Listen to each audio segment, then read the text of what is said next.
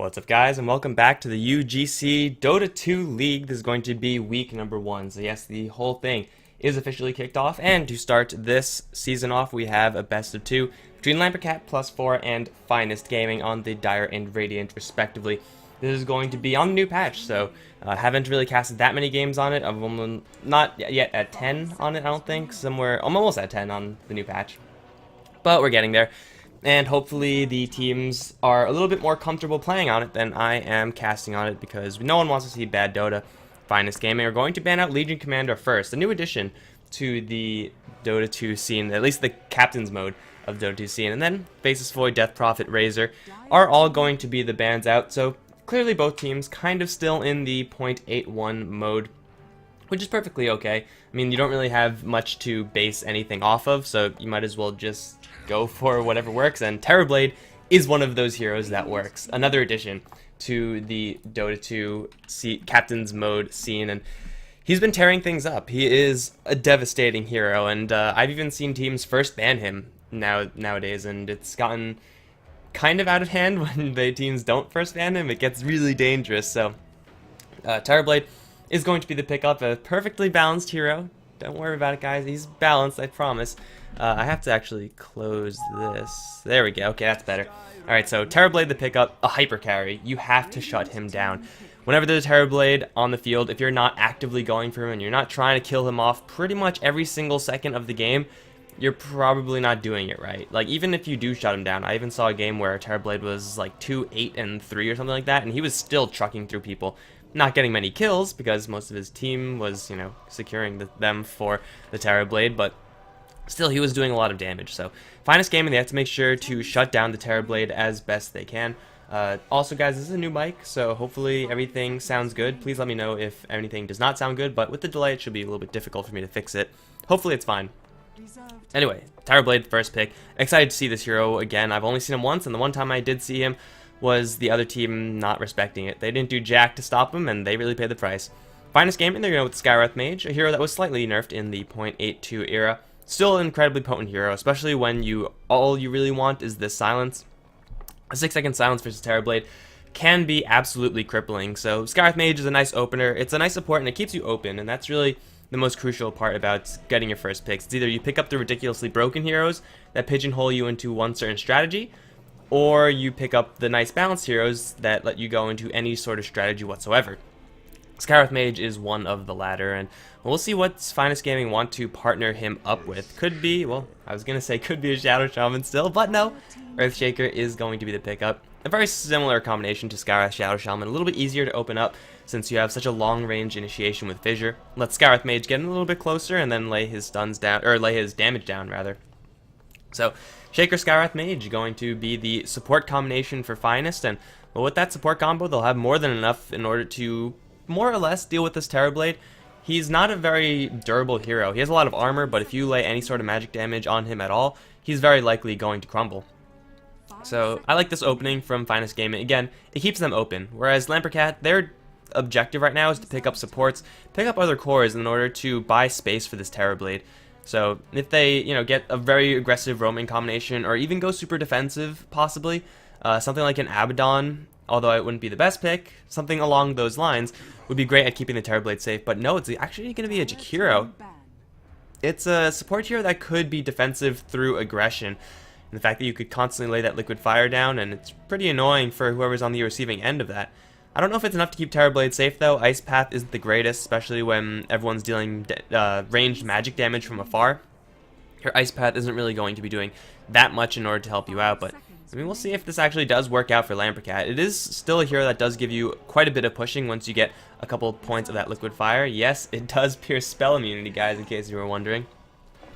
Yeah, nice handy changes in all these damage types for anyone who was confused by it before. I mean, I've been playing for a really long time, so I have it pretty much down pat, but if you haven't been playing as long as I have, then it's really freaking confusing. So yeah, Jakiro Terrorblade, a nice kind of pushing comp, although Terrorblade, although he can tear down towers with Metamorphosis, you really want to save your Metamorphosis for fighting.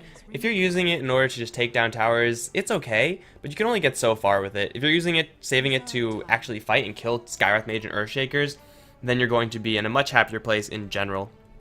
So Lamperkat, they're going to be looking for one more support to partner up with this Jakiro, and it really needs to be someone with some sort of disable. A Shadow Shaman along those lines, or anyone like a Vengeful Spirit or a Lion. Heroes that just need to keep people in place so that Jakiro can actually lay his AoE down. And the longer you keep them in place, the easier it is to land Ice Path, but more crucially, the easier it is to land Metamorphosis hits, which is much more important, because Terrorblade really needs to help someone in order to actually get those kills. Reflection, Metamorphosis is great, but usually it's going to bring them down to like 20-ish%. You need another disable in order to really seal the deal. And we actually see Lamperkat going to be banning out 2 hyper carries. I think this is going to be pretty much the order of business in the new age of 0.82 Dota.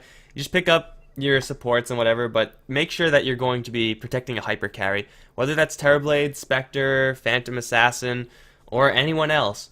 You really have to make sure that you get someone who could really reap the benefits of getting all of that swing gold, and that swing gold is really important, so we'll see how they actually play around it. I like these 2 bans from Lamperkat, but always there are going to be hard carries in the pool, even though Lamperkat already banned out 3. So we'll see what Finest Game want to do. Centaur Warrunner is going to be the intermediate pick, not really committing, again, into any strategy in particular. Possibly a little bit of an aggressively slanted lineup from Finest Gaming with this Centaur pickup, but, you know, it's a hero that can take it rather late as well. He will fall off, but he will always be an annoyance at the very, very, very least. At the worst, he's going to be a tanky hero who is unkillable, has an Assault Cuirass, and is beating down all your support heroes. That you don't want to have happen. That's really bad. But, you know, Finest Game, I think they're probably going to want to put on a little bit of aggression early on. Also a pretty nice pseudo-ban for the Lamperkat side, as they are currently lacking an offlane hero as well. Centaur would have been pretty nice for them, although 2 melee cores kind of does get a little bit janky. They have to be sure to try to avoid that. I mean, it works. You will often see Brewmasters and stuff like that being picked up alongside a Centaur or a Tidehunter. But it's something that if you can avoid it, you probably should try to avoid it. Lamperkat, their pick is going to be the Batrider, trying to match up the Batrider versus the Centaur. As far as that lane is concerned, it's actually relatively even. You would expect the Batrider to have a nice edge over the Centaur, being ranged and all, and just being Batrider in general. But unfortunately for the Batrider, the lane usually doesn't pan out like that. Centaur could probably not get kills on Batrider in that lane until he gets level 6. But at the same time, Batrider can't get kills on the Centaur unless Centaur lets 8-9 stacks of Napalm stack up on him. In which case, he was kind of asking for it, and he deserves to die. But Lamperkat, they're going to have a lot of initiation off of this hero. However, that initiation isn't going to be a monopoly, as Finest Gaming also do have a good bit of initiation with the Centaur Wardener. And, ooh, now a Necrophos. Interesting. Okay, so we got a couple of Reaper Scythe changes that are going to maybe be relevant for this game. Card on the table, guys. Necrophos is not a very common hero, and I was not expecting that. Also, it's not a hero that we saw even in 0.81. Saw him a couple of times. Usually very effective in those Death Ball type lineups where the Death Pulse is going to be doing double duty, not only damaging everyone, but also keeping your team very highly sustained. But aside from that, Necrophos in this new environment, I actually have no idea how this is going to pan out. I wish I knew, guys. I seriously wish I knew, but the metagame is too young to know what type of impact a Necrophos is going to have. Maybe he's going to be first pick S+ tier material. I just have no idea just yet. I have to actually... Alright, so Lamperkat, their secondary support is going to be the Ancient Apparition. I'm not too sure how much I like this. They don't really have great setup for the Jakiro. And AA Jakiro, although they are both ranged heroes and Terrorblade can be ranged, I feel like their lane could just benefit so much more by having a stun, like a for sure stun, between the Ancient Apparition, Jakiro, and Terrorblade. Swap any one of those heroes out with someone with some hard disable. Ice Path is not really the greatest. That being said, they do have a lot of damage in that lane, especially with a Chilling Touch. If you apply that to the Metamorphosis, oh man, I don't care who you are going to be taking a truckload of damage, and it's most likely not going to be fun times for you. So, Lamperkat, they're going to try to be a little bit aggressive with this defensive tri-lane, but I don't know how much value that's actually going to get, as Finest pick up an Axe last. Hell yeah, that's what I'm talking about. Oh, you're low life and looking to sunder me? No. Chop you in the face. Oh, the best strategies in the world. I think Ancient Apparition was also kind of a pseudo-counter to the Necrophos. Lots of healing coming out of this guy, and you could shut that down with just a nicely placed Ice Blast. Nothing really to set it up, however. And Finest Game with this Axe pick means they are going to look to end the game at a certain time. If they let this game drag out, then Necrophos is going to scale decently, but not compared to a Terrorblade. Terrorblade is going to run this game later on, and there is nothing you can do about it if you're the Finest Gaming side. However, before Terrorblade really gets to that terrifying area, he will be under quite a bit of pressure from the rest of Finest Gaming. It's an Axe Centaur. It's a very tanky lineup for Finest, and it's also capable of doing some really serious burst damage. So Blink Daggers are going to be absolutely crucial for both the Axe and Centaur, eventually for the Earthshaker, although a little less so. But also the Blink Daggers will be pretty crucial on the Bat Rider as well. So, you know, it's going to be a little bit more important for Finest Gaming to hit those timings, get the Axe Centaur into the field with the Blink Daggers, and then try to shut down the Terrorblade. And really, they have the perfect lineup for shutting down Terrorblade, Necrophos, and Axe. It doesn't get much better than that. Omni-Knight the last pick for Lamperkat, and this is what I love about having a new patch. Despite the fact that I think the patch is kind of you know, it's rather exceedingly mediocre. Teams love to run new stuff as soon as the patch comes out, and Omni-Knight is the last pick for Lamperkat. The lanes are going to be pretty terrible. Like, I'm not gonna lie, Omni-Knight soloing a lane is... What the hell happened? Hold on, guys, hold on. I don't know what happened. That should be Dota. There we go. Let's put this down.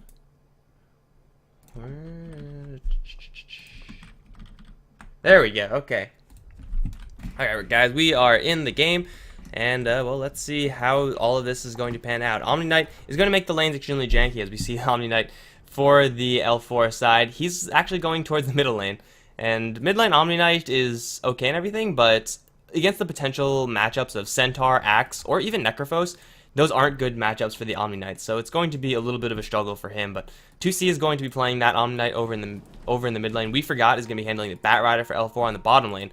Shalom is going to be supporting as the Ancient Apparition, as is the Jakiro played by this guy. They're going to open up onto Terrorblade, though. It's going to be Lamperkat himself, forced into a juke path, but perfect fissure, and now Terrorblade is stuck, although he's going to eat more trees. Got to eat more, man. He's going to Metamorphosis, but I don't know if it's going to be enough. No Stomp in range, however, and the damage simply isn't there.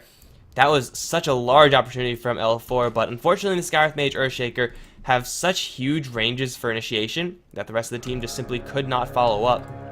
But that is just flexing the muscles of the Finest side. They did force out a couple of tangos out from the Terrorblade, in fact. That was 3 tangos Ian? Alright, he had an awkward amount of tangos to start out with, but yeah, Metamorphosis down. And Metamorphosis, the cooldown is huge. It is pretty much in the realm of ultimate cooldowns, 140 seconds. It's about what Dragon Knight's cooldown is. I don't know exactly what the number is on that, but it seems the same, or even longer maybe. But either way, Terrorblade is not going to have the best of times up against this lane. Sure, Necrophos isn't exactly the most dangerous core this early on, but just Earthshaker Skywrath Mage is going to be fairly deadly. And Ancient Apparition Jakiro, they are fairly deadly in their own rights as well, but without the Metamorphosis from the Terrorblade, they actually can't get any kills here. Or they shouldn't be able to get any kills here.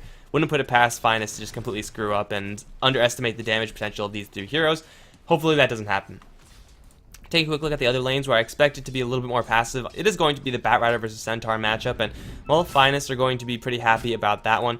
And Axe versus Omni-Knight, I already talked about this one, so I realized I did not go over the Finest lineup. Let's do that right now. We got Mimo playing the Earthshaker for the Finest side, along with Wrong Lida playing the Necrophos. Has excellent taste in music, by the way. Skywrath Mage is going to be played by Muff. He's going to run straight into the Jakiro. He's going to be just fine. Nothing to worry about there. Bidman is going to be on the mid lane Axe, and that leaves KJ on the Centaur, handling himself down on the bottom lane. A couple of stacks of Napalm on him, but now that he has his Magic Stick, he should be A-okay versus this Bat Rider.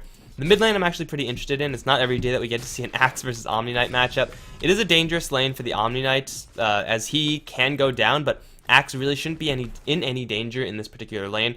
If things get really hairy, then he'll just call and run away, and he will most likely be okay in doing so. Top lane, it is going to be where most of the action is going to be happening, as Terrorblade already dropped fairly low.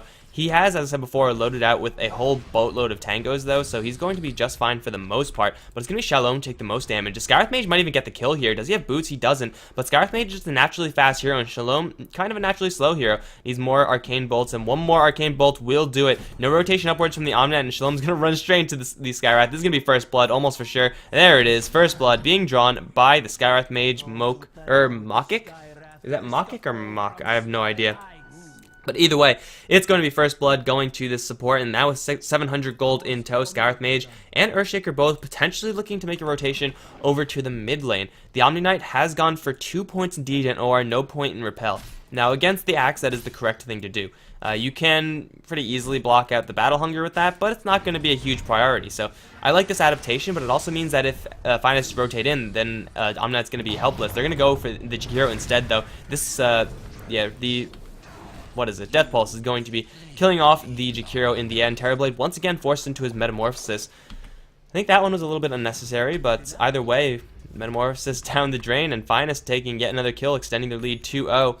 I would expect to see these supports rotate over to the mid lane, where the Omni Knight is having a pretty decent time versus the Axe, although Axe is definitely able to kill the Omni Knight, as I said before. These supports are going to be pivotal in order to secure this lane fully for Finest in the mid lane. Because this Axe, although he is doing very well, if you get him a couple early kills, suddenly he has his Blink Dagger, and then the game becomes a whole new one. Like, you have to worry so much if you're L4. If you're Terrorblade, you may be comfortable sitting on your Sunder, but you shouldn't be, because if you get called, you very well may go down. Yet Mimo and Mach haven't exactly rotated out of their lanes just yet. Hey, getting kills in the top lane is going to be all well and good, especially denying this farm for Terrorblade. 7 for 1. Versus, whoa, only 9 for 4 on the Necrophos. Something is seriously going wrong here. He's been pretty much in a 1v0 lane, and Necrophos, though he doesn't have any Sadist yet, he will need to very heavily focus on those last hits and denies.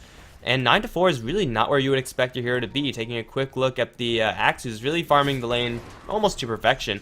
He's at 25 CS, Bat Rider's at 12. I guess both of these heroes, all these heroes, are kind of farming below average. Which is fine, because the other team is also farming below average, so it's fine. Everyone's doing poorly, which means everyone is doing perfectly fine. And that's what equality is all about, guys. Still 2-0, and Finest are going to just camp up this top lane. They're still denying a ton of farm to this Terrorblade, and already down 2-3 tangos, and Terrorblade is really struggling. The offensive capabilities of L4's lane not really coming together, as they are at the moment just a little bit too far behind, I would say. They need a moment where the Jakiro is in position, where the Chilling Touch is active, and the Terrorblade somehow gets a reflection off. If he gets that and then pops the Metamorphosis, then he could very easily, with the help of his team, get a kill on pretty much any of these heroes, even through Death Pulse. If that doesn't happen, though, he's just going to be a very soft melee hero at the at the mercy of a Necrophos, and that's never what you want to have happen. Axe, who is now level 6, going very aggressive for this Omni Knight. He wants him. Now that he has his Calling Blade, he's taking a little bit of damage from Purification spam and whatnot, which did get recently buffed by 20 range. Doesn't sound like a lot, but those ranges actually add up. Like, instead of this, it's going to be something like this, and that's quite a large change for just 20.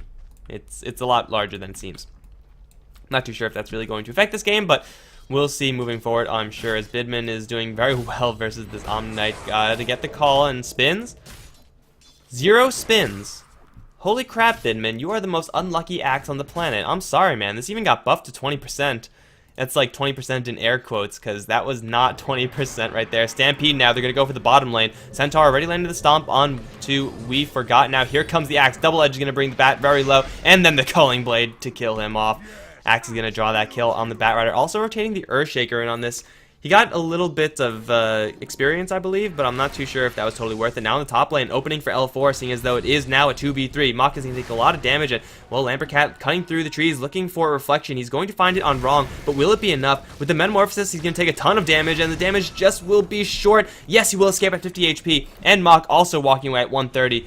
Oh, man, the top lane potential for L4, that's really what their lane is designed to do. But the one time where they can get it off, and they just barely don't manage to get it off. But it's going to be Bidman who's in trouble. Got chased down by the Omni Knight. That's level 3 degen. I don't know if I would have gone so deep into the degen aura myself, but hey, whatever works. If you get a kill on the enemy Axe, put your team on the board, then can't really fault him for that decision. But yeah, everyone from Finest at a certain point in time, we're at such low amounts of HP. Very rarely see a whole team stumbling away from fights like that. But hey, when you make it happen, that means you are fighting effectively, and that means that Finest are going to be holding a pretty nice position in this game, although just with 1 kill on the Axe. This is 6.82 in a screenshot right here, guys. That's exactly what you're going to be seeing. Just 1 kill, suddenly tying everything up. To be fair, the kill lead, or the experience gold lead, wasn't hugest in the first place, so, nothing too weird there. Not yet, at least. We do see a smoke up. Jakiro and Shalom looking to make their rotation. The Jakiro Ancient Apparition roaming comp isn't very strong. Omninet with Degen is going to help out quite a bit, but only if he's able to survive. They're going to stampede. Actually, it's going to be the bottom lane Centaur stampeding to get himself out. He'll be just fine, and Mach is going to run straight into the Dragon. There's the Chilling Touch, and the Axe can't actually get the call off. He missed the call. He did miss the call. Now he's going to try to get a redemption kill on this Jakiro. Fissure's going to come through. But Bidman already fell back just a little bit. Culling Blade, though, doesn't really care. Now the movement speed bonus. He's going to level up call once more and going to try to get a pick onto Shalom. Huge Purification Bomb, though, onto the Axe. And, well, Fissure, or Enchant Totem, rather, is going to slow them down. But now Mimo in a lot of trouble. This level 4 Degen aura is the serious business. And Mimo in quite a bit of trouble. Is going to get frozen in place. Now the Purification to kill him off as well. Suddenly the score is all but tied up as L4 are going to be taking 2 kills off that lane and looking to take one more as Bidman going to bottle up that bounty rune, but it looks like he should be fine overall. Meanwhile, on the top lane, Lamperkat in potentially a little bit of trouble. Reaper's Life is there, just barely not going to kill him off, but there it is. That's going to be not quite a kill. Why didn't he get credit for that? I don't know why he didn't get credit for that. Anyway, still they're chasing in the jungle, or it looks like the bottom lane Batrider went down. No, Centaur went down. My bad, but what the hell? Yeah, Centaur up all the way up here. Yeah, Batrider got Centaur. I'm like, wow, when did that happen? It happened quite a long time ago, and I just missed it. So my bad, guys, for missing that one, but either way, the Necrofoe is really putting screws to the Terrorblade, and when you're such a low health, high armor hero, Reaper Scythe is not your friend. It's really just unpleasant business, and Necrophos with phase boots, plus that 1 point Heartstopper going to get that kill. Also, we've forgotten a lot of trouble right now. He's going to get stunned up by the Earthshaker just a little bit. Culling Blade is going to miss, but that's fine. That's fine. Just kill them off the old-fashioned way. Just whack them right over the head. That's 2-1-1 for the Axe, and Skywrath Mage is going to take that one home. 2-1-1 for him as well, getting some pretty nice levels up, and Batrider still 1,000 gold away from his Blink Daggers. From his Blink Dagger, rather. Centaur on the bottom lane, he's farming up pretty decently. Nothing too impressive, as he is doing, you know, rather average on the net worth chart. In fact, right in the middle, but still he's well on his way to his Blink Dagger. I said before, that item is so important for the finest side. Also, we see the workings of potentially a mechanism up on top lane, though. It's going to be a little bit of trouble for 2C. He's going to get dropped really low, but there's no stun. There's just a purification. I thought they were going to fissure him, but he's actually out of mana. Mimo going to try to teleport out of here. The damage is going to be too high. That's going to be 2 kills up on the top lane for L4, and Mach actually didn't run away. Oh, Mach, what are you doing? Blink forward from 2C. He's going to womp that Skywrath Mage, and now Bidman also joining the fight, but do they have a lasso? They do, but they're not going to go for it. Blink Dagger on the Omni Knight does do a lot of work. It does a surprising amount of work. If you get into position for a purification, that is a truckload of damage that is almost impossible to avoid. It does take a little bit to come out, the cast time and everything, but if you get caught with that, you're going to be in for a world of hurt. Axe now going to play some games with We Forgot. They're going to catch each other, and Axe is actually unable to call because he doesn't have the cooldown for it, but it's going to be wrong. Up on the top lane, once again, he's in a little bit of trouble. He does have help this time. He does have an Axe coming back in with the Skywrath Mage as well. Fissure is going to clip Lamperkat off to the side, but they need to get this Axe in range for a call. Because he's gone for this Buckler, he can't really do so. He will get the call onto the Jakiro, and that will be the death of the support. But they had a bigger opportunity to get a kill on someone who actually mattered, and, well, just like that, Bidman is going to get the kill and then run away, disconnect into the night. The hero that finest need, not the one they deserve, or something like that. I always, yeah, Batman, something like that. Anyway, Centaur in the bottom lane, very, very close to his Blink Dagger. I believe it's 2,200 now with the new change. 2,250, my bad, guys. Still getting used to everything. But he's going to have that soon enough, and I don't think We Forgot is going to be able to kill him, although in Invis Rune, the potential is definitely there. Only 3's charged on the Centaur, and if he feels comfortable enough to walk forward and actually try to farm this wave in order to secure his Blink Dagger, that could very well be his doom. So Centaur has got to be playing this very, very cautiously, as he may very well go down, and that's going to be a crippling death. It's not really the biggest deal in the world. Like, it is only 10 minutes in. You will get your Blink Dagger up eventually. But when you're so close, when you're that close to it, and you get killed, it's the most demoralizing thing in the world. It's just the worst. So hopefully for Centaur's case, he doesn't get picked off right here, but Invis Batrider, if he gets the jump on him, this could very well be the death of the Centaur. There are 3 stick charges that will be up to 5, probably, if Centaur manages to survive, and then stampede out. It's going to be very close either way, so it really depends on how aggressive does KJ feel like being. If he goes up and tries to farm, then he's going to die, I think. If not, he is going to live. Yeah, he is going to back off, so yeah, he did see the Batrider moving with the Observer Ward as well, so I guess there was no real danger for himself as Batrider popping the Invis Rune, now looking for the kill. Unfortunately for him, not going to find it. He's going to take his opportunity to just farm up a little bit as well. Game remarkably even at this stage in the game. A little bit more than 1,000 gold in favor of the Dire side. Experience is pretty much negligible across the board. Centaur is going to be in for quite a treat, I think. Batrider is going to be cutting the wave. Centaur is going to take his opportunity probably to just, I think, suicide against this wave. You know, just tank up the hits and just try to get it, or just wait for the team to kill off the tower. It's going to be denied, but now Lamperkat going to get an amplified Reaper Scythe. The heal is going to save him, though, and now here comes 2C. Not doing too much damage, although he does have phase boost. They're going to get the reflection onto Wrong, and they're going to bring him down. Also onto Mimo, the Ice Path catches, and he's going to go down as well. Blink forward from the Omnite is going to slow down Mach, and now with the phase boot damage, gonna really do some serious damage versus the Scarlet Mage. Reflections on him, dual breath to finish him off. That's 3 kills up on the top lane for L+4. Really got to give a lot of that thanks to the Omni Knight. He's been doing some pretty nice work with those purifications. Ordinarily, when your friendly Terrorblade gets hit with a silence from the Scarlet Mage, you know, amplifying 30% is not too terrible, and then having all of that magic amplified by Reaper Scythe, that is a painful, painful death, but not in this scenario. And oh, we forgot, might be in a little bit of trouble down on the bot lane as he does have an axe hot on his trail. There's the call. Spin luck? 0 spins. But Centaur does his Blink Dagger. Blink double-edged Cull. That's going to be the death of the Batrider. 8-10, but still, the L+4 side, they have, for the most part, redempted Lamperkat's poor start. He is going for maxed out Conjure Image, which is very, very interesting. 9 times out of 10, I would say Metamorphosis is just better. You get more duration on that, but more importantly, you get plus 80 damage whenever you pop it.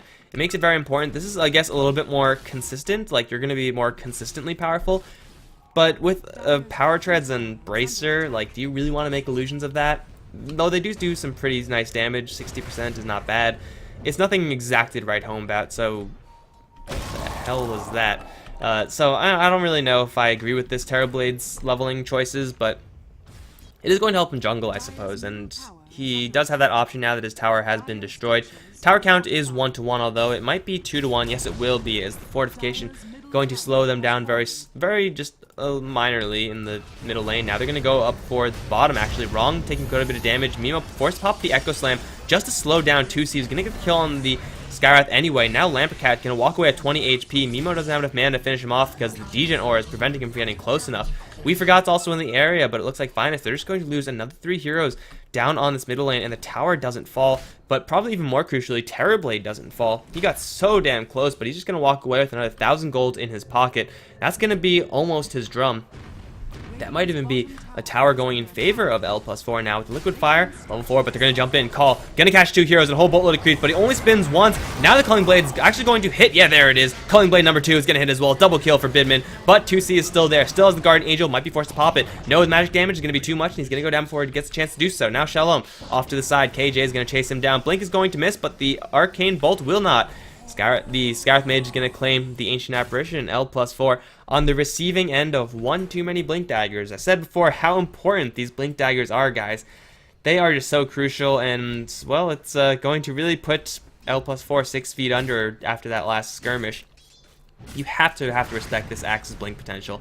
It is a new item, so L+4 got surprised by that, and they probably should not be caught off by that again. But if they do, then it's just a misplay, pure and simple. That one, you kind of could chalk it up to, okay, they were surprised. It wasn't exactly their fault because they had no way to prepare for it. But either way, it is going to be 4 down for the L+4 side. Was Buckler changed at all? I seem to recall something about Buckler changing. Yes, Crimson Guard, that was the change. I don't know if anyone's going to be getting a Crimson Guard this game, though. L+4, their damage is a little bit too high. And now Lamperkat over in the middle lane. Going to lay the Culling Blade into Terrorblade one more time. That's going to be the second death of the Terrorblade, 6th kill for Axe. This actually looks like it is going to be a Crimson Guard for Bidman. Mech is a little bit too expensive on the mana now, especially for a strength hero like Axe, who already kind of has some difficulties in managing his mana pool. So I actually do like this choice from Axe. Get the Crimson Guard, even though the right-click damage from L4 isn't the largest. Like, Terrorblade is going to be burning through that Crimson Guard, even though you may pop it off. You're not going to be completely nullifying anyone. The just durability overall is always going to be very useful. Now We Forget is going to be in quite a bit of trouble. Fissure, Reaper Scythe, and Fissure will not do jack as the repel comes in just in time. 2C being the hero once again. Purification onto 2. Mach is going to drop down. The Stampede is there, and Wrong is going to be brought down as well. This Necrophos has no shot in hell at surviving this one. Womp him with the hammer, or just burn him in the fire. That's 2 kills going the way of L4, and Bidman on the wrong side of this once again. He is going to blink somehow after he got cold-feeted. Don't really know how the blink dagger didn't get canceled there, but whatever, guys. That's going to be 2 kills regardless. And the Fissure was just a little bit too late. I don't really know what he was holding his Fissure for. I don't even know why he doesn't have Fissure maxed out right now. This build is just really, really weird from Mimo. As good as Aftershock is, Fissure, I think, is just better. He's almost at his own blink dagger, but yeah, Fissure should be maxed out by this point. I can only think of certain circumstances in a Core Shaker that you don't max it out, but this is definitely not a Core Shaker, who's, by the way, potentially in a lot of trouble. Echo Slam's going to bail him out of that one. We forgot going to take a Fissure as well. Bidman going to jump forward for a call. Mystic Flare was going to hit onto absolutely jack all. And now, we forgot, still looking for this initiation. He has the haste rune. He's going to drag Bidman all the way back to his team. Purification is there. Bidman's going to take a lot of damage, but he does get the call out. The Terrorblade is here as well, doing a lot of damage to Bidman, but they're all clumped up. Centaur is going to land a 4-man stomp, and the Calling Blade actually this time will miss. The Ice Path will miss as well. So many missed skills as Jakiro dropping very low. Lamperkat still holding strong. He's not getting focused at all, but he's unable to actually get any of these kills. He will take 1 on Mimo. Now silenced up. The damage is going to be pretty huge on him. And Finest, lacking a little bit of mana onto the Act, cannot continue this fight. KJ off to the side, looking for the Spat Rider initiation once again. I don't think he's going to find it, although with the Gust Shot he will. That's going to be a double edge. 4 down for L+4. The hero of that fight, most certainly 100% is going to be KJ. The Centaur War Runner jumping in for a 4-man stomp, and L4. Oh, they might get some redemption kills right here. Yes, that's going to be 1. The Ice Blast from downtown. It's not going to kill off Bidman, but it should. I mean, getting a kill on the Necrophos is just good enough. Whenever you're L4 and you're trying to take a fight in this position, like not in this area, not like in this area, literally in this circle, all 5 heroes are there. It's not a good time. It's not a good place. You don't want to be doing that against an Axe and a Centaur. Now, fortunately, the Axe wasn't able to get a 4-man call off. That would have been 100% everyone there from L4 just dying instantly. It was only a 4-man stomp. That's it. Just a 4-man stomp, which is usually game winning in and of, or fight winning in and of itself. But L4, they have to make sure to not pick fights in that position. Though they do have Jakiro and Omni Knight, the Guardian Angel wasn't even casted there, so it really just wasn't a factor at all. So clumping up on L4 is not your friend. Echo Slam was down, but that didn't even matter. If Echo Slam was up, oh man, that would have been dirty. But as long as they make sure to not take fights in such awkward positions, like, they should be fine. You rarely ever see fights take place in that clustered quarters, so it should be easily avoidable. Now Axe has his Crimson Guard, and he's seeing a nice creep wave down in the bottom lane. Maybe not that nice. He's going to look to initiate anyway. He does have some help from the Skywrath Mage, who hopefully this time can land his ultimate. He's going to pause a little bit and de-ward his Bidman. Just waiting, luring the creeps in, and he's going to blindly blink forward. Look for someone. The smoke is still going to stick on the Bat Rider. He's going to run straight into this Skywrath Mage. Just silence not in time. And now Mach is going to be brought down pretty slowly, as these 2 heroes don't have a truckload of damage, but they will bring him down regardless. That's going to be that. And now Bidman fighting it out with 2C. Doesn't have any creep support for spins, though, and now Bidman's completely surrounded. The Crimson Guard is keeping him very, very safe. In the meantime, Terribly getting a kill up on top side. Crimson Guard going to be activated, and KJ going to walk straight into that Ice Path as well, denying any Blink Dagger hopes of jumping in. He's going to jump in right now, going to land a stomp onto Key. Will be dodged by the Bat Rider, but it's going to be 2Cs in the most danger. He would be brought down to a Culling Blade. Now they're with the movement speed. They're looking to take down this Jakiro as well. No mana on this Axe, however. This mana pool has been so difficult for him to maintain. He's going to get an earned charge on the Jakiro. Blink forward for a call. That should be the death of the Jakiro, and it will be. I have no idea what happened up on top side. The Necrophos got picked off by Terrorblade and friends. Not sure exactly who was there or what happened, but I'm assuming it was a nice, easy, just jump in with Reflection and then beat him down kind of play. Regardless, the Axe is going to be extremely durable at this point. The Vanguard in his inventory, built into that Crimson Guard, means that pretty much all the right-click damage from L4 is going to be pretty much negated. Bat Rider also looking for possibly a fight. He's going to get silenced up, and Mystic Flare, once again, not quite on the mark from Mach, but it still will put a lot of damage into We Forgot. KJ doesn't have any mana, though. Finest, they really need to get some mana boots. They have one, that's it. Okay, 1 mana boot is fine. Now they're going to go for Shalom over in the mid lane. Bidman wants more blood, and he's going to Culling Blade miss. But it should get the kill regardless, and he's going to get out of there pretty quickly with that haste rune. Does have to worry about potentially We Forgot coming around from the side. Mach is in quite a bit of trouble, actually. Blink is not available, but I don't think they need it. Flame Break is going to nudge Mach back, and the Purification Bomb will kill him off. You know, I didn't realize this metagame was going to have games like this. Like, this has been quite a high-action game, and I didn't want to check the graphs out just yet, but I think I might have to after this is just finished updating. Like, this doesn't really matter, because in the grand scheme of things, this is where we stand. Barely any advantage for Finest. L4 had a slight lead, but they threw it away. It wasn't that huge. So, slight lead for Finest. Very, very slight, but they have to be doing so much better than L4 right now. The fact that L4 are only marginally behind is actually pretty good for them, because they have a Terrorblade who now just have his Sanjin Yasha. This dude is going to get very, very durable moving forward. He's already at an outrageous 18 armor without any of his friends nearby. Not too sure if they have any additional armor auras or anything like that. It looks like they don't, and they probably won't for a very long time. So yeah, now 20 armor with the level up. Oh wait, no, that was something else. What was that? What was that? I'm so confused. Whatever. He has a lot of armor, guys. That's the point, and now he's gonna get a lot of health as well. Mach gonna drop Mystic Flare onto 2C. Won't do too much. His Terrorblade is gonna turn around and annihilate the Skywrath Mage. He'll be damned. Bidman gonna get a one-man call. Simply not good enough. Might kill for Jakiro, but to what end? Centaur's gonna miss his stomp as well. Pipe is up from all of Finest, and they're gonna lose the tower. Now Guardian Angel. They're gonna go straight for Mimo. No mana for the ultimate. Earthshaker Betty wishes he has Arcane Boots now. From the side, here comes the Batrider. Gonna land the lasso onto Wrong, but Bidman's gonna jump forward once again for 2C. No Calling Blade just yet. Stomp onto 2C will kill him off. We've forgotten Lampet. Starting to turn and fight themselves out of here. Bidman dropping pretty low. Scythe is going to kill off the Terrorblade. Now Batrider, the only one left to escape. He will blink out of there and be safe and sound, but that's going to be a 2-for-3 trade in favor of Finest, killing off the Terrorblade. Really the crucial kill there. Let's take a look at how that fight actually went down. No surprise, it's going to be a pretty nicely won fight for Finest, only losing their 2 supports, whereas they took down 2 cores from the L+4 side in that last fight. So a huge fight for Finest, but the question is, can they get anything off of this? The tower, very, very healthy. In fact, hasn't been touched just yet, so they're unable to get anything done off of this, which is a little bit unfortunate for them, but still they're going to get their big items up. Pipe, certainly helping them a lot against the magic damage from Jakiro, as well as the Ancient Apparition. Batrider Firefly, not really the hugest thing to worry about, but still a relevant skill to block out with the Pipe. And pretty much after that, L4, their magic damage is all but spent. Purification is going to cut through that, but what are you going to do about that? You actually can't do anything about that, because the damage type is pure in blood red. You know you're going to be hit by that no matter what. Axe is still doing pretty well for himself, 10-2-7, but it's only a matter of time before this guy falls off. I mean, he is getting pretty tanky, and at the Aghanim Scepter, if he can get 1 kill, then it'll help the team get the 2nd and the 3rd. But eventually these spins aren't going to do a lot of damage, and someone else from Finest can have to step up to the plate. Though Wrong does have the mech, he's not exactly the most devastating Necrophos right now. He really, really needs to keep his distances and make sure that he does not get hit with a Ancient Apparition Ice Blast. If that happens, then suddenly the fight from Finest, I don't think, can be won. But they're going to catch up to We Forgot, and it's going to take to the skies, spot out everyone.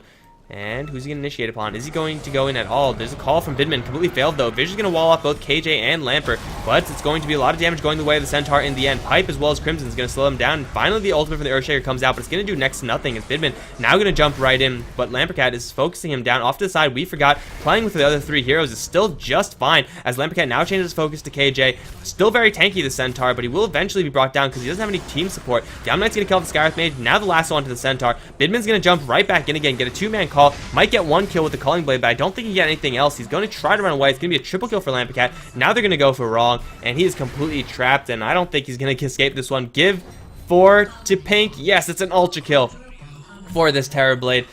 And, you know, even though they had a pretty nice start in shutting down this Terrorblade, I think Finest just got a little bit too complacent. They let this Terrorblade farm up just a little bit too long, and well, all of a sudden Terrorblade's holding on to 37 frickin' 100 gold. Oh man, I missed the fight recap button. I'm a little bit too slow in doing that. Once again, guys, 0.82 new features. My apologies. But Lamperkat is getting so disgustingly big right now. 3,700 gold, and he could go for his Relic if he wants to do that kind of build. Not the most common thing, but it's, or not the most common transition after Sanjin Yasha, but it's still perfectly capable. And now, well, the Earthshaker looking to jump in potentially. Doesn't have an Echo Slam. Lamperkat, he is getting healed up by the Omnite, so he's staying pretty healthy, but Roshan is tankier now, and really, if Terrorblade doesn't have Metamorphosis, nor can he use his illusions to help out, this Roshan is going to be remarkably slow. However, it will be secured by L4 by the time Finest get here. With the Ice Path and Liquid Fire, yeah, they will take it out. Mimo gonna throw one more Fissure, but Lamperkat has the Aegis. He doesn't really care. Blink 4 for KJ and the Stomp, and the Mystic Flare onto 2C. Can they bring him down? Yes, they will be. But Lamperkat's really the one that they have to truly worry about. He doesn't have the Metamorphosis, though, and I think because of that fact, they can't fight this, or they shouldn't fight this. Mimo just barely going to dodge that AA Ice Blast, and it looks like everyone else from L4 are going to be just fine to walk out of that Roche pit unscathed. And it's a 3-kill advantage for L4. Losing the Omni Knight there kind of sucks, but, you know, it's an acceptable trade, I think. Trading your Omni Knight for a whole lot of gold in that Roshan, plus the Aegis on your Terrorblade. L4, they're going to want to make something happen out of this, but simply straight pushing into an Axe, into a Centaur, into all that AoE magic damage and 3 Blink Daggers, it's a little bit too dangerous. At least it's unnecessarily risky. So they could play this a little bit slower, get this, what looks like Eye of Skadi on the Terrorblade. Yes, it's almost a completed Eye of Skadi, in fact. Eye of Skadi and Sanjin Yasha. It's a little bit of item redundancy, as they pretty much do the same thing for you, but when it's Terrorblade, any item is a good item, really. There are very few items that you're going to be regretting your purchase. So lots of strength, lots of agility, and who could say no to that? If you're an illusion-based hero, Eye of Skadi is gonna be the thing for you. Packet loss. Oh dear, holy crap. Just a bit. Oh, I can't talk to them? Oh, that was the packet loss. Holy crap. Yeah, we're not doing too well, guys. It must be Dota. So I hope you guys have been enjoying the game so far. I mean, 26 minutes in, and this game is still relatively even. Going back and forth either way, but still, I don't think these graphs actually mean anything. Dare say they don't really mean anything in this version of Dota, unless the advantage system gets changed. Looking at a team's net worth to assess how far ahead they are isn't really relevant. You have to look at what kind of items the teams have. Crucially, Blink Daggers and BKBs. Let's take a quick look at that right now. We got a Blink Dagger onto Mimo, who hasn't really been doing that much with it. Mach has been going for a 4-staff, and he's kind of close, not really. Scarf Mages typically tend to be pretty poor. Blink Dagger and Pipe up on the Centaur. Items to help him fight. His BKB is being built up from the Necrophos. Axe going his way towards his Aghanim Scepter, which is, you know, quite a ways away until he gets that one, but he'll have it soon enough. The Terrorblade is going to be sitting on almost a completed Eye of Skadi, and once he has that, I actually don't know if Finest have enough damage to kill him off. Reaper Scythe is definitely going to be their best tool and their best bet, because when Terrorblade gets low, you're like, oh, okay, I'm getting low, it's time to use Sunder. Suddenly Reaper Scythe, boom, you're dead, and you can't do anything about it. So, yeah, it's going to be a little bit dangerous for Terrorblade. I would like to see a BKB from him. It might be a little bit too defensive, but Eye of Skadi, Sanjin Yasha, BKB, your damage is not going to be the highest. You're not going to be bursting people down as you would normally like to, but being able to survive through all of Finest's burst combination, it's totally worth the pickup. So I'd love to see a BKB next for the Terrorblade. Batrider, I'd like to see a BKB up on him as well. The Ancient Apparition going for the Aghanim Scepter, which the Omni Knight has already completed. And Jakiro doesn't have Jack. It's the poor man's build, 0717. Alright, we have a ton of packet loss. 65 is not good at all. So we'll see what we could do about this, guys. Doesn't look like there's actually that much. As it stands right now, it is still pretty much anyone's game, though I would very heavily favor L+4 at this stage. Just having so much farm and having a hyper carry like Terrorblade on your team, whereas Finest don't really have that. Their lineup is really meant to peak right about now, but they're not even ahead in kills. Yes, Axe is putting on some pretty nice work to L4. Yes, the Centaur and Necrophos are doing the same thing, but they're just not coming together and crushing L4 as decisively as they really should be at this stage in the game. Because right now, the Terrorblade should have pretty much his Sanjin Yasha, and that's it. If Finest were playing at their best and actively killing the Terrorblade whenever they got the chance to, the Terrorblade should have much, much less net worth than this. Instead, he is very close to the top. Axe is at the top, but Axe with a lot of farm is not nearly as threatening as Terrorblade with a lot of farm, because Axe is going to be tanking up. Like, Crimson Guard is great, you can't kill him, but then again, you don't really have to. So L4, I do heavily favor them moving forward, especially with the Guardian Angel being Aghanim from the Omni Knight, making that global, as well as increasing the duration by 1 second? No, 2 seconds actually. Oh, that's actually a pretty nice change. I thought it was only 1 second, but 2 seconds of pure physical immunity It's not exactly too relevant since Finest don't actually have that much physical damage that is blocked by this Guardian Angel. But still, it's a lot of regeneration as well. Like 25 regen per second for 10 seconds. That's a lot of health, guys. Alright. It looks like we are good. The packets are not being lost. Someone is delivering their packets correctly. Thank you, USPS. And we're going to get right back into this game. See if anyone is actually going to make a huge play here. L4, though they do have the Aegis, I think that Roshan was mostly a deny from Finest, who would have been extremely slow in getting it, but now they don't even have the opportunity. And the fact that they just get more golden experience from it. They want Lamperkat to have an Eye of Scotty before they really get things going, because it's a huge item that is currently doing literally nothing for him, because the buildup is all sitting in his stash. So you should wait for that item for your Terrorblade, but by the time he gets that, the Aegis is going to be more or less timed out. Especially if he dies. If he dies, that's probably the worst thing that could possibly happen. But they're going to smoke up instead. They have the lasso advantage of the Bat Rider. He's going to take to the skies. Repel already on him, and he's not going to catch Eyes on Wrong, although he's going to turn around and go for it. There's the lasso in. He's going to get Necrophos, pulling him right back into an Ice Path, and that's going to be the death of Necrophos. Mech, Death Pulse, not good enough, bro. He's going to go down. Omni Knight somehow taking that kill amongst the Terrorblade's damage. But a kill is a kill, and now they're going to look to go down the mid lane. The creep wave is going to be slightly pulled in towards the Dire, but it's nothing that L4 can't overcome.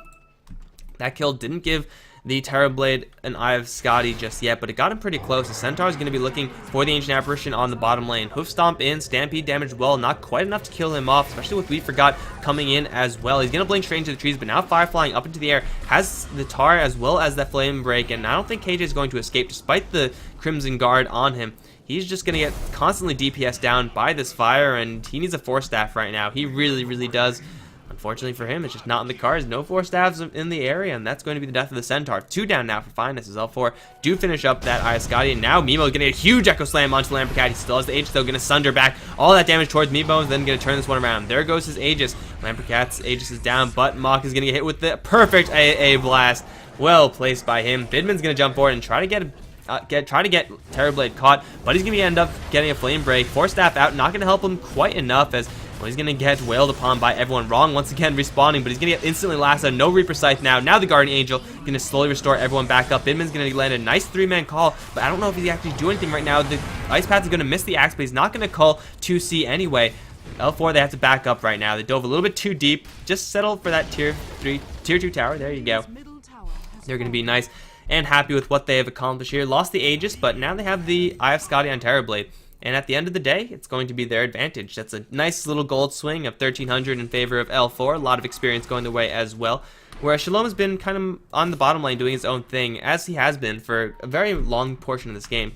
Not necessarily on the bottom lane, but alone in the lane, trying to get towards his Aghanims, which is going to be a devastating item once he picks it up. But so far, he is not too close to it.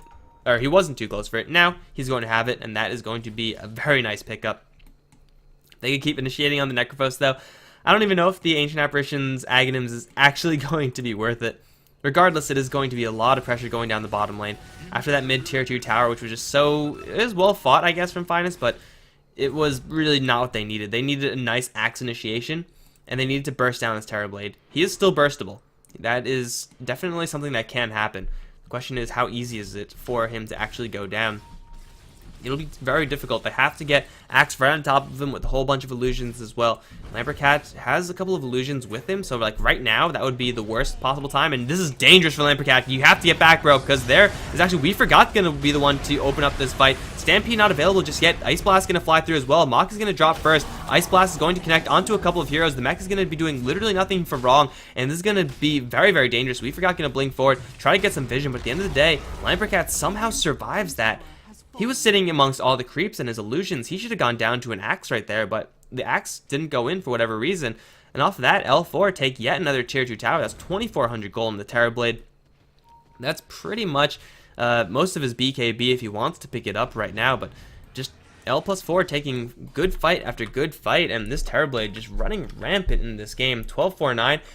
And even though Terrorblade only has 2 real items, I guess 3 in the power treads if you want to count that, he is still the most devastating hero on the map, and he will stay that way because he's not yet 6-slotted. So he's only going to get more dangerous from here on out, despite the fact that he is pretty much at the peak of this game as far as comparing him to everyone else. So This Terrorblade is going to be freaking scary, man. And with 3,200 gold, a Butterfly, Heart of Tarrasque, a BKB, all of these items are going to be perfectly viable for the Terrorblade. And if he picks any of those up, then suddenly Finest are in for a lot of hurt. But picking up the Terrorblade right now is not a bad way to start. They're going to jump forward for a call, and with the Mystic Flare on him, he's going to drop very low. Guardian Angel, though global, is not going to be doing enough to save him. Ice Blast is going to be eaten mostly by the pipe, and Terrorblade now down for a minute right after buying his Reaver. So this is about the extent of Terrorblade's tankiness. Of course, he didn't have the Repel, he didn't have the Purification or anything like that to save him, but still it was decent enough. He survived a lot, and really everyone from Finest put everything that they had into him. They did bring him down, and he's down for quite a long time due to that Reaper Scythe change. And we'll see if Finest can make anything happen off of this. They don't have as much pushing as L4 have, so it's going to be a little bit more difficult for them to actually get anything done. The tower is perfectly healthy. They will start on it right now, but really Finest with no heroes that can actually push, this tower is going to be very slow pickings unless L4 just decide not to defend it at all. I think they should be looking to do so, potentially, maybe just without Terrorblade, they're just too scared. And that's fair enough, Terrorblade is most of the L4 damage. Guardian Angel is not going to save this tower either. Ice Blast is going to come in, connect pretty nice from the Ancient Apparition, but Pipe is going to eat the rest of that up. And Terrorblade down is a nice opening for the Finest side. Suddenly they take a tower. Not going to be enough to swing this game back into their favor, but it's a little bit of something, you know? Can't really count out the pickoffs here and there.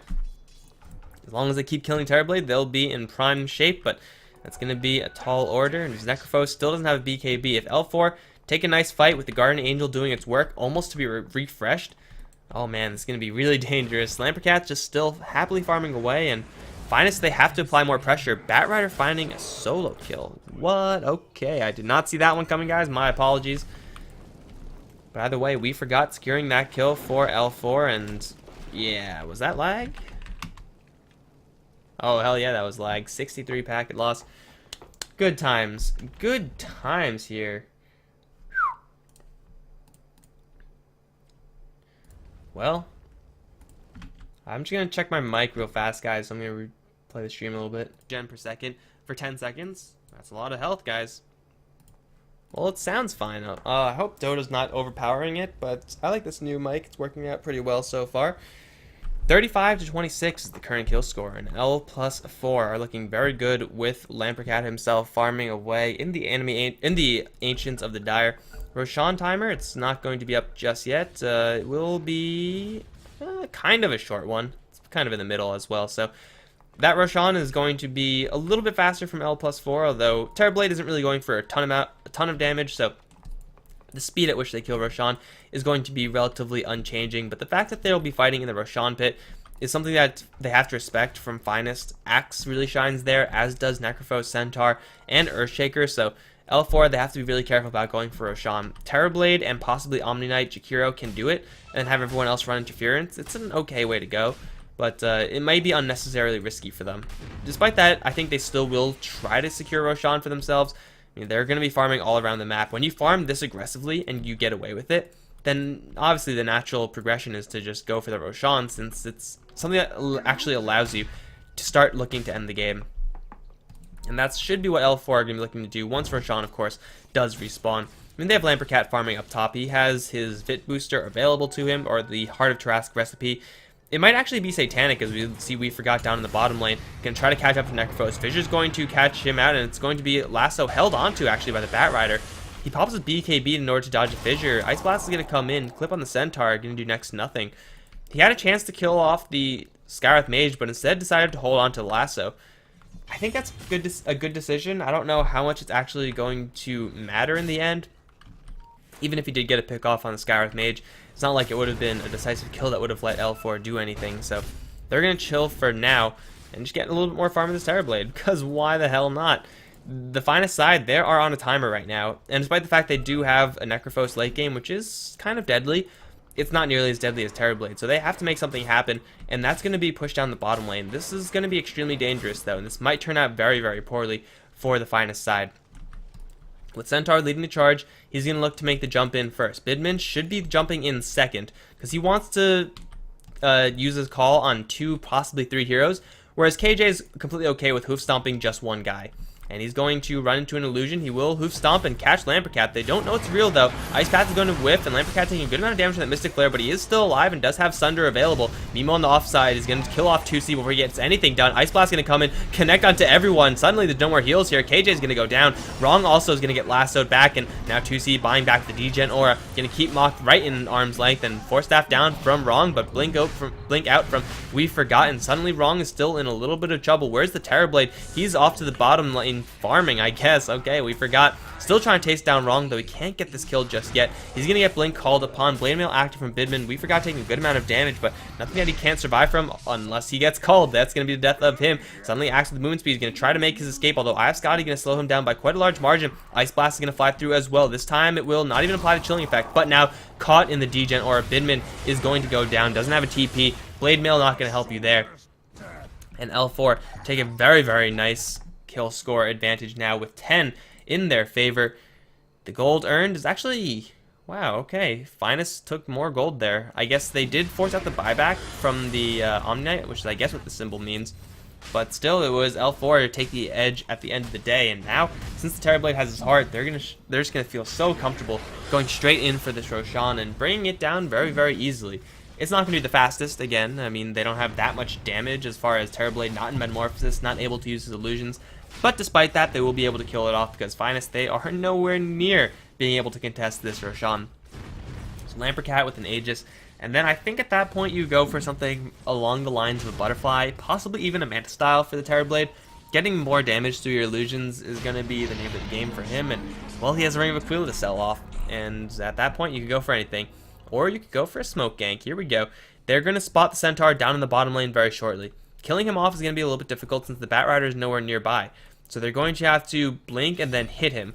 And that's going to be a little bit difficult because he has a Force Staff as well as a Blink Dagger. There's the blink in, blink out, Stampede is there, and it's not going to work. They force out the Stampede, I guess. They use smoke to do so. Not really a huge investment for L4 as they do force out a okay spell. Though, realistically, they can't get anything done with Stampede down. It's going to be pretty much a non-factor. Regardless, 38 minutes in, and L4, I like clockwork, have gotten 1 kill a minute. 14, 5, and 10 on this Terrorblade. 2,100 gold in his bank account. The net worth is firmly in favor of L4 at this stage, and Finest, they're going to jump in on Shalom over in mid. Ice Path is going to clip Axe, though. Shalom's going to be able to walk away from this one. Good amount of magic damage going the way of Axe, but at this point, he's just so damn tanky. The only one who could really kill him off is that Terrorblade, who is over in the mid lane right now with an illusion pushing down bottom. The split push is also going to get more and more relevant for L+4 as this game progresses. I mean, Terrorblade is one of the best at it. Novic Siren's a little bit better, but these illusions actually have some really good ratios as far as illusions go, and they're able to push down waves very quickly, especially if they get an additional agility item off of this type of build. So the split pushing is something that L4 are going to start to exercise, and Bidman also potentially in a little bit of trouble. The Observer Ward should keep him safe for the most part, although they're going to spot off and kill this Observer Ward. Do they still not see him? Yeah, nighttime vision, they don't see him. Awfully, awfully bold from that Axe, but he's going to take a couple more Ancients before he leaves that area. But it's going to be with the rest of L4, moving up towards the top lane. They have the Aegis in tow, and they're going to look to make something happen with it. If they catch off Bidman right now, that's going to be a huge kill. Not only will they be able to take the tier 2, but they also might be able to take a tier 3 off of this. And Batrider, Jakiro, well, they're going to be running interference. They don't know that Bidman's in the area. Bidman does know pretty much the entire positioning of L4, but he has to teleport out of this. There's no way he get initiation from behind. It's just a little bit too risky. They're going to position We Forgot in order to get initiation, and Bidman is going to... Oh, there it is. Oh, guys, there's an Axe here, and he's killing me. Help. Someone help Shalom. He's going to get called. Purification not yet.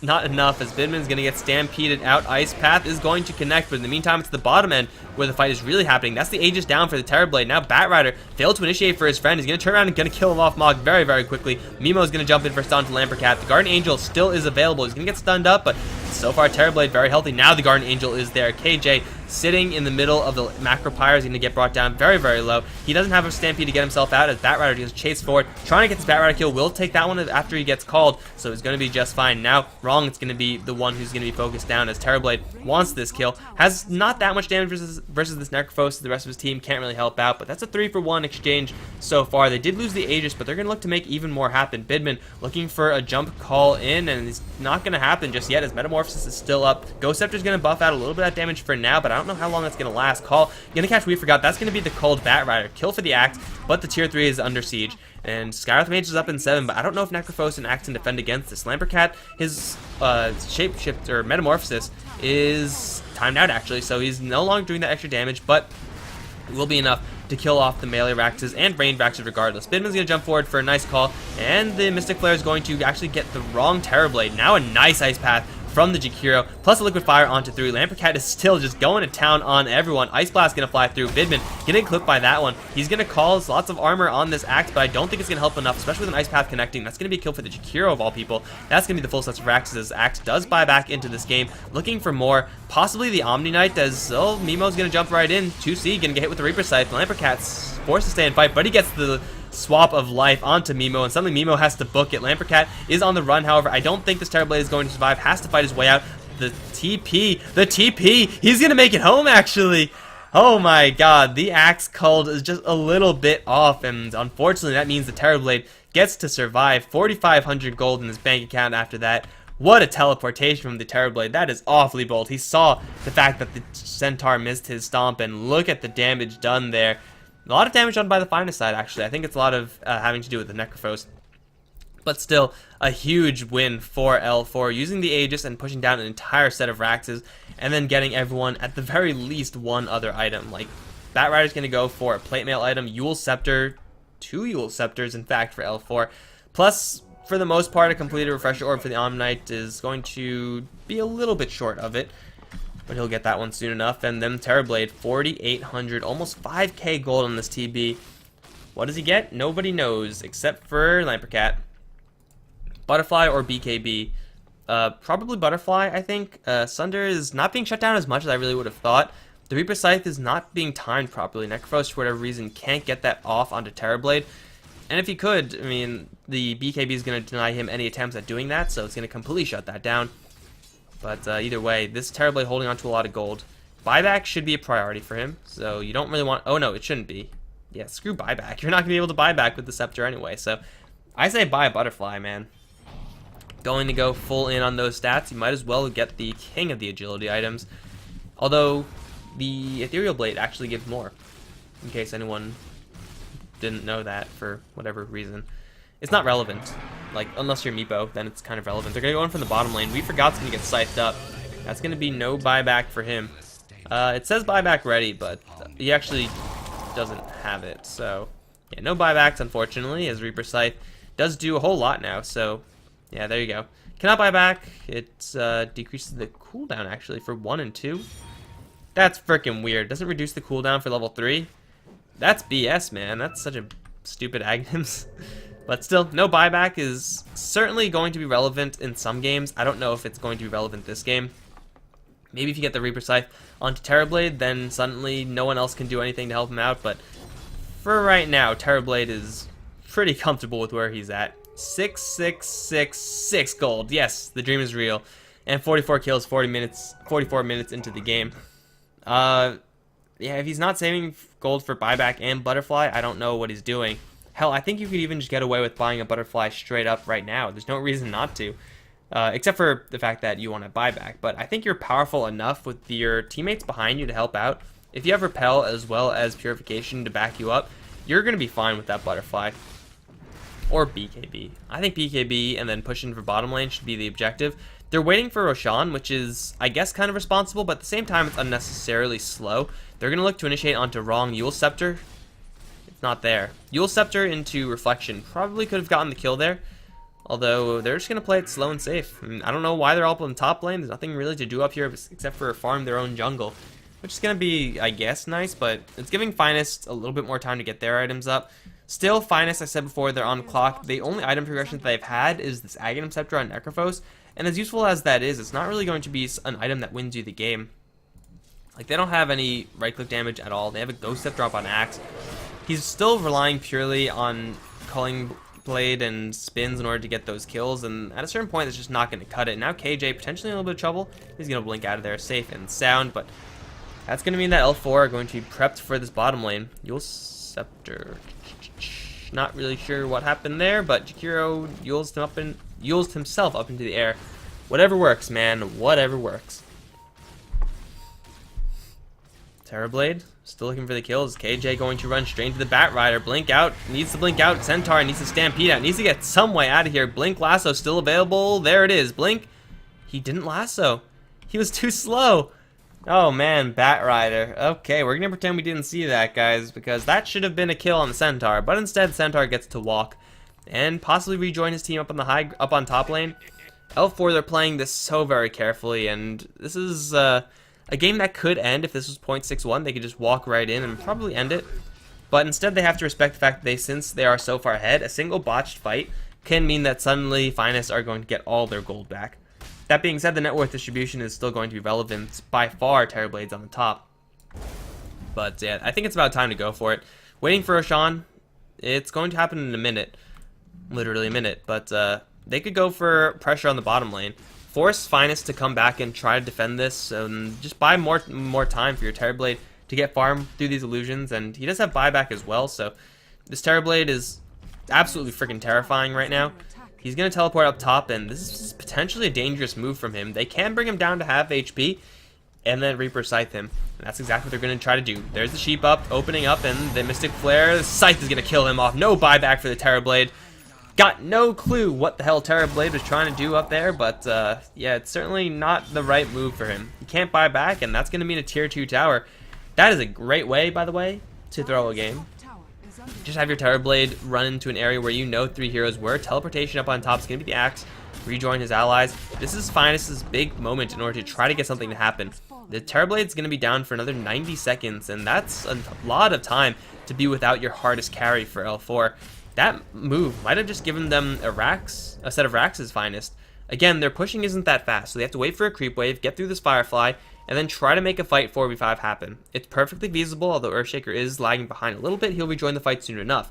Bidman's on the front line, is going to blink forward, instantly gets caught in that degen, and now blink forward from KJ. Hoof Stomp onto the Jakiro, Mystic Flare, not going to kill him off just yet, and he will use himself up into the air, but he's going to fall right into a horde of heroes. He's going to survive, actually, as another Yule is going to back him up. Now the Macro Pyre is laid down, the Guardian Angel is there, but it's not going to save your Jakiro or your Ancient Apparition, or it might not even save the Omni Knight. He's going to go down as well. We forgot's going to drag Mimo into the fountain, but that's not going to be doing anything. Top Rax, though, perfectly healthy. Bidman's got to teleport back out and try to clear these creep waves. The TP is not going to be canceled, although even if it was canceled, it wouldn't have done that much anyway. The Terrorblade just needs 40 seconds, and Bat Rider can't really defend that well. Firefly for defense isn't that great at this moment, and this might just be Rax's for Finest. A crucial mistake from the Terrorblade, and suddenly L4 are all dead, and look at the gold spike back up into Finest's favor. They're going to take down the tier 3. They're going to take down Rax's. This game is not over yet, guys. It should have been over if Terrorblade did not make that incredibly irresponsible decision of teleporting up to that top lane. Thinking he's safe with Sunder, you're not safe against the Reaper Scythe. And, well, this Aghanim Scepter Necrophos proving to be a very nice pickoff. L4, they're going to get their Terrorblade back up, but if he feels too overconfident and decides to defend this by himself, he's not going to be punished because everyone else from Finest have already backed off. But huge opportunity for Finest as they pick off the Terrorblade and deny him the buyback. So I don't even know if he's safe for buyback as Terrorblade. As good as that is, I feel like it's just a little bit too unnecessary. Getting a BKB, that would be so much better. So you could just hopefully try to survive once that happens. Invisibility. Because BKB does block all of the damage from Necrophos unless they change this. Pierces spell immunity, yes. Does it actually? I don't know. See, here's how it worked before, guys. If you were BKB'd, you would take no damage from Reaper Scythe, but you would get stunned. They might have done something with it, so that's changed. I'm not sure. It's possible. In which case, BKB don't get it. You're fine with repel, but either way, that's going to be a pretty big loss for L+4. It's not to say that they're out of the game just yet, but it's back to 0, the net worth chart, and the experience is spiked right back into Finest's favor. Aghanim Scepter almost completed from the Earthshaker. Nothing on the Skywrath Mage, nothing really in the Centaur aside from his Shivas and 2900 he's had before. Necrophos is another 3700 gold after his Sheepstick, and Axe has an Ethereal Blade, which he already had before, and another 3600 gold on him. So lots of big items coming for Finest. Now they're going to look to initiate onto KJ. He's going to blink off to the left and actually get himself stuck. This is pretty bad. Do they have any vision? They have a Batrider flying, but he's going to be forced to TP out. No, Ice Path, the Reflection. He's going to cancel it? Ice Reflection doesn't cancel, but either way, Lamperkat in a little bit of trouble. He's going to get Guardian Angel. Reaper Scythe is going to kill him off. No buyback on the Terror Blade once again. We've forgotten 2C off to the side. Can't really do anything to help. Nice Ice Path from Jakiro, but that's not going to be winning you any fights anytime soon. Everyone else from L4 have to bail. Oh man, these Reaper Scythes have been absolutely devastating from Finest. When you put all your eggs in the Terror Blade basket, you have to make sure it doesn't get Reaper Scythe. Bidman and KJ going to chase down this Jakiro, try to kill him off. The Arcane Bolts are flying, and he's going to get silenced as well. He has a Yule Scepter, but I don't know if he's going to escape. Huge Ethereal Blade from the Axe is going to kill him off. This might be the second set of Raxes. L4, they were so far ahead. And I don't know if it was the item or whatever that made that fight happen. But it was most certainly the fight that Terror Blade was the one in the front, and L4 did not get the initiation that they really wanted. KJ up on that high ground, as awkward as it may seem, was actually not that bad for Finest because it forced L4 into really tight quarters, which was again the problem that we saw all the way at like minute 20 when they were fighting over in this area, clustered up so tight. That's going to be second set of Axes. Hell, that might even be 3 sets of Axes. Did L4 seriously just throw this game away? I think they just might have. With Terror Blade down and no buyback because of this Aghanim Scepter Necrophos, they're going to lose the bottom lane. They're going to slide right towards mid with Axe tank up. This might be just game. Oh man, guys. Necrophos, strong hero. You know, people thought that he was going to be the next big thing because of that Reaper Scythe change or whatever. It doesn't really come around. And but L4, they're going to try to make a defense happen. 2C is going to get obliterated. Reaper Scythe is going to bring him down. No buyback on the Omni Knight now. The Raxes are still going to stay in the mid lane. We forgot, though, is going to drop down. Jakiro and AA are the only ones available, and Finest, they've just come back so hard in this game. GG's out. L4 lose, and Finest take this best of 2 series 1-0 so far. Oh, man.